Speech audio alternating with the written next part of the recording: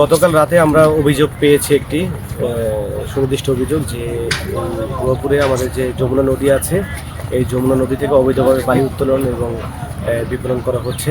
সেই প্রেক্ষিতে আজকে আমরা দুপুর 12টা থেকে আমাদের অভিযান শুরু করেছি। আমি ছিলাম, আমাদের উপজেলা নির্বাহী অফিসার স্যার আছেন এবং গোয়াপুর থানার ভারপ্রাপ্ত কর্মকর্তা এবং থানা সদস্যবৃন্দ, গ্রাম পুলিশ এবং এখানে আমাদের যে গোবিন্দাসী আমাদের যে ফাঁড়ি আছে, পুলিশ সদস্যবৃন্দ সবাই এখানে উপস্থিত ছিল এই অভিযানে। তো আমরা অভিযানে 12টি এখানে এক্সকাভেটর পাই।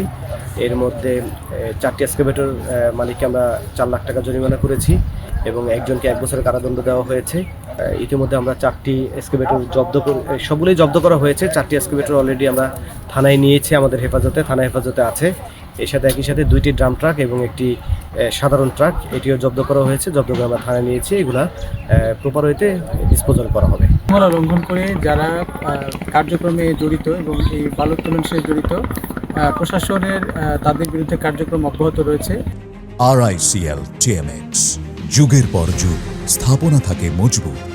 এবং ইতোমধ্যে যারা এই ধরনের অপরাধমূলক কার্যক্রমের সাথে যুক্ত, তাদের বিরুদ্ধে আইনানুগ অভিযান এবং কার্যক্রম ব্যবস্থা গ্রহণ করা হয়েছে এবং ভবিষ্যতেও এই ধরনের অভিযান এবং আইনানুগ কার্যক্রম আরও কঠোরভাবে অব্যাহত থাকবে। আমরা কাল রাতে জানতে পারছি যে এখানে একটি অসাধু ব্যক্তি এখানে সরকারি যে নদীর পার আছে, পার কেটে বিক্রি করছে।